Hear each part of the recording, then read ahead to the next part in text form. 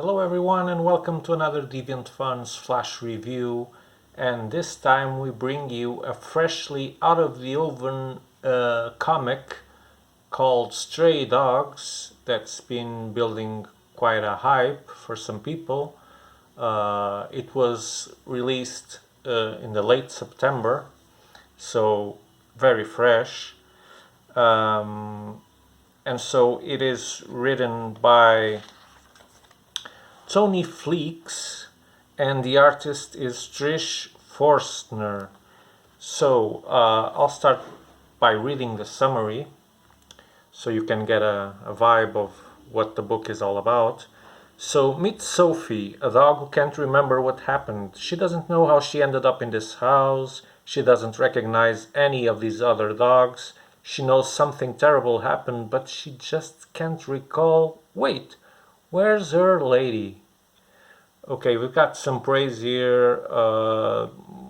Being the most notorious name is Jason Aaron, the most wickedly cool new comic I've seen in a long while, dark and inventive and utterly delightful.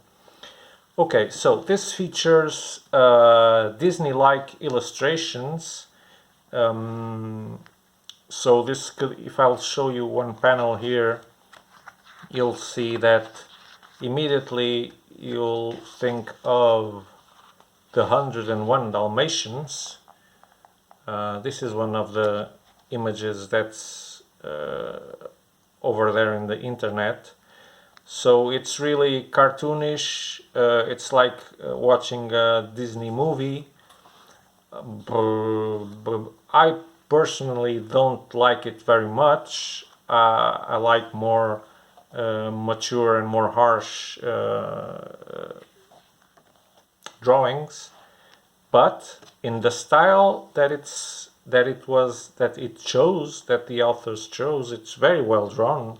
It's very well executed. There's some coloring here and there that I don't appreciate that much. This yellow greenish, I don't like it, and there's pages that really look like they're washed out. But apart from those details, you can see that the artwork is really well done.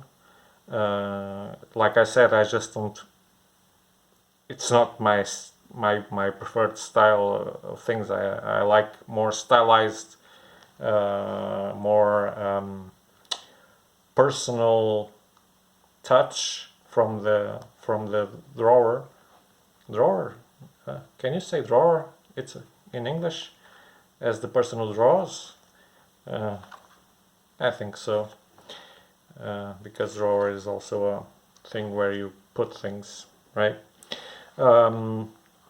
So, what's the story about?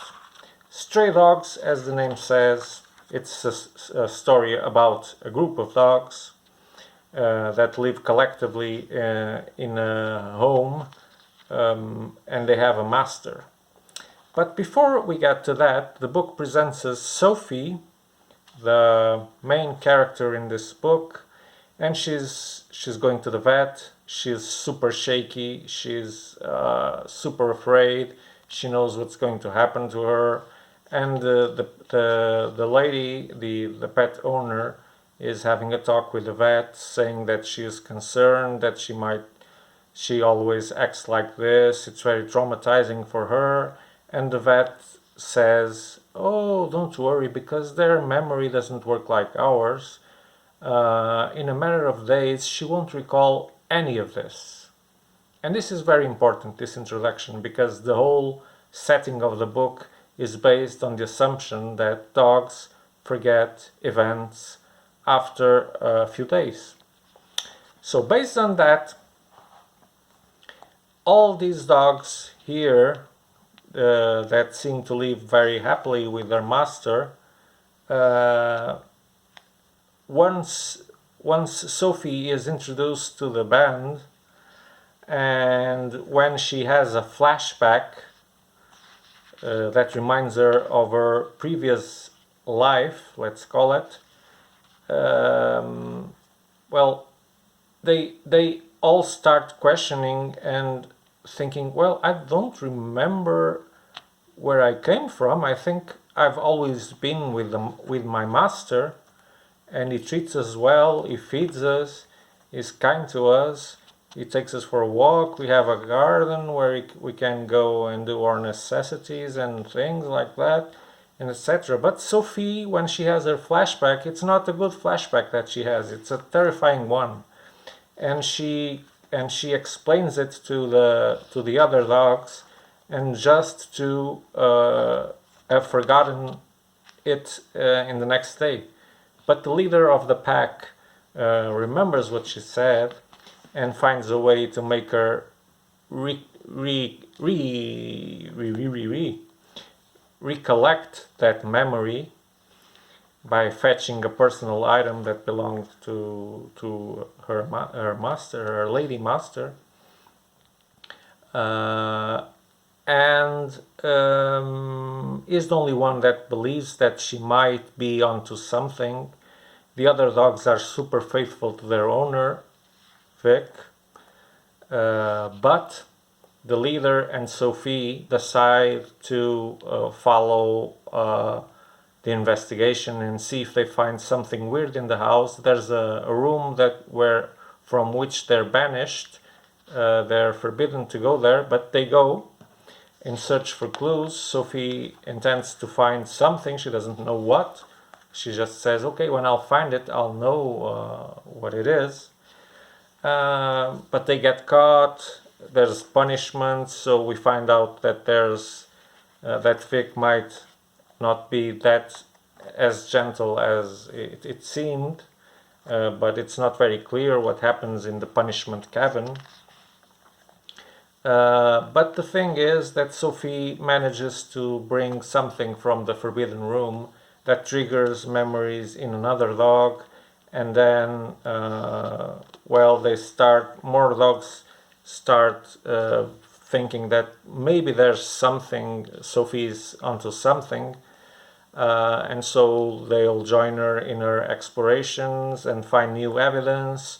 So everything starts cementing. It seems that Sophie might really be onto something nasty, but there's still those dogs that can't remember anything but their stay with the master, and they're super faithful, and they reject all that theory that their master might not be a very good person at all. They don't even consider it. So more events will happen in the house, and as things unveil, more and more dogs will start to recollect their memories and remember their past owners. So yeah, and that's it.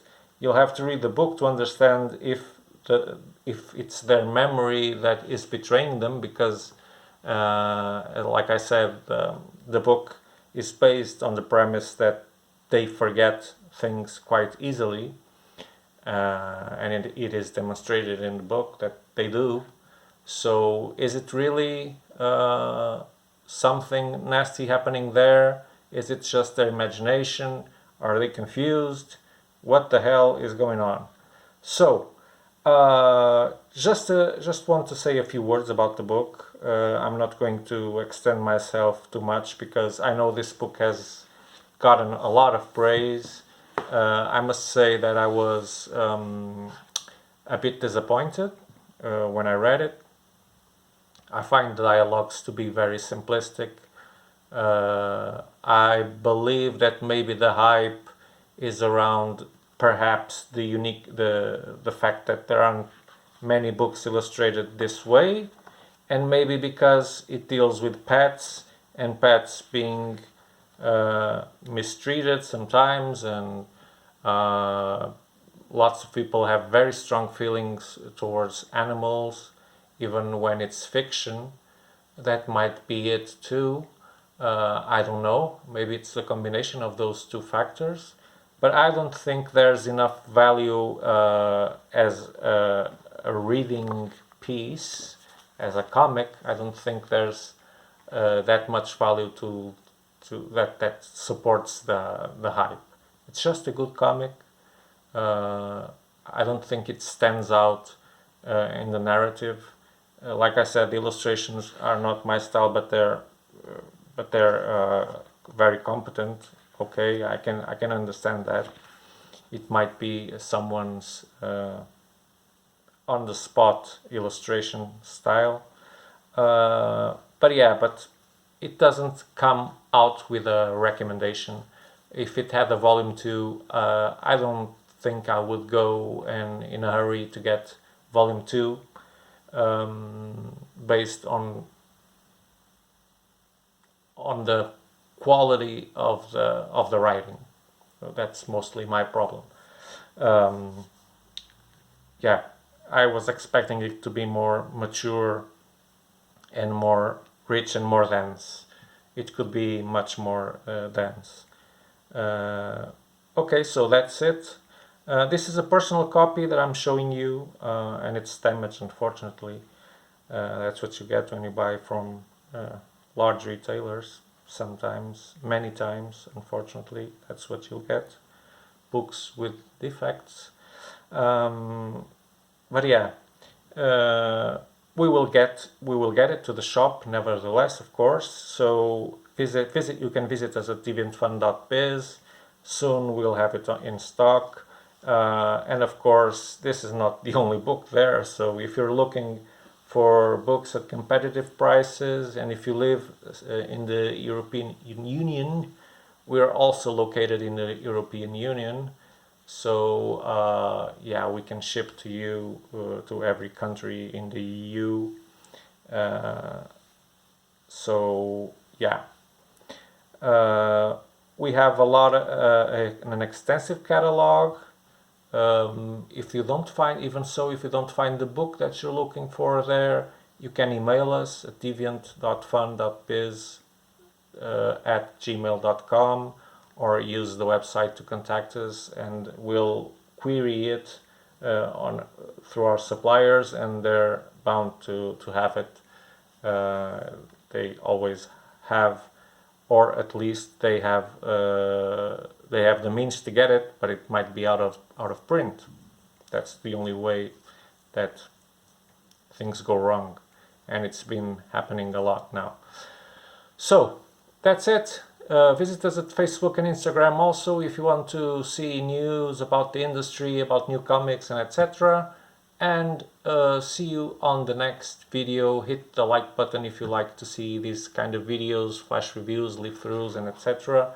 And consider subscribing to the channel for knowing when new videos hit YouTube. So, with no further ado, Deviant Fun out in 3 and 2 and 1. Bye bye. See you.